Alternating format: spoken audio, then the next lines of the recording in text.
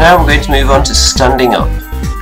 In this instance here, this poor little goblin has been knocked down by one of these players, presumably him. And now he's going to try and stand up again when it's round to his action again.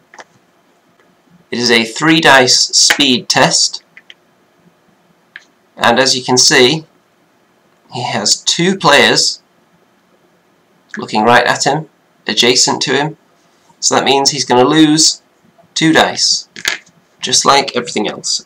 As usual, it's a maximum of 2, so if there's a 3rd player there, you're not going to lose the 3rd dice.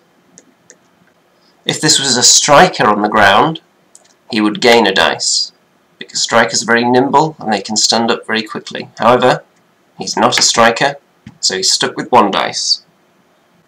Standing up is a speed test, so for the goblin that is 3+. He succeeded. Let's see if he gets another success. Nope, he got 1, so that means he stands up in that spot and he can face in any direction that he chooses, which is usually going to be wherever the biggest threat is coming from, I imagine. If he's not in the threat hex of any players, he's going to be able to do it with the 3 dice as standard. So he's looking for 3 pluses. He got 1, let's assume he got 2, in which case he doubled, and this means he can perform an immediate free action, which can be anything other than a sprint.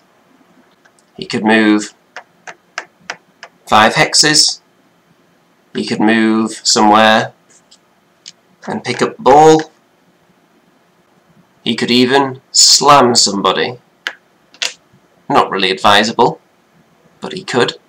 And if you're a guard standing up, that would be a nice thing to do. Now we're going to move on to evade.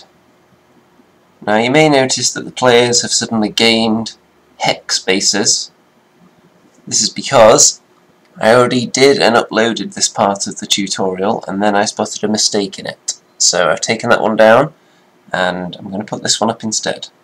And I have since put these lovely hexagonal bases on all the models. Slight giveaway there. Now evade happens whenever you move out of a hex that is being threatened by an opposing model. For example, this orc's threat area would be this hex, and this hex. You can move into them freely, but moving out of them will trigger an evade test. And the more times you evade in a single action, the more difficult it becomes. So, my Jack here wants to reach this ball. He's going to have to move between these players here. We're going to assume that he is an idiot, and he's just going to run as close to the opposing players as possible for the purposes of this video. So he's going to sprint all the way over here, and his first piece of movement will take him there.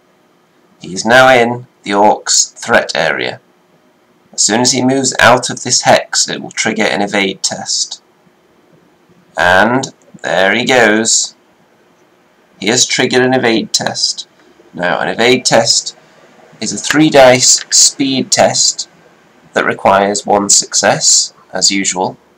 If you are a striker evading, you get an extra dice. But in this case, we only have a Jack, so he does not get an extra dice. You also lose 1 dice for every player threatening the hex that you are moving away from, which was that hex there, and only the orc is threatening that. So we're going to be doing this speed test on 2 dice, so I need a 4+. And he's done it, so he's successfully there. Now he's going to try and move there next, which again is moving out of this orc's threat area. So again, starting with 3, taking away 1 for the 1 player threatening the hex, so it's 2 dice again.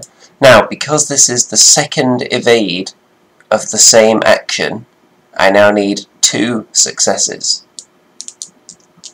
And I've failed both of them, so he's going to fall over in the spot he was moving to, which is there. the evade gets more and more difficult the more times you do it, just like dash.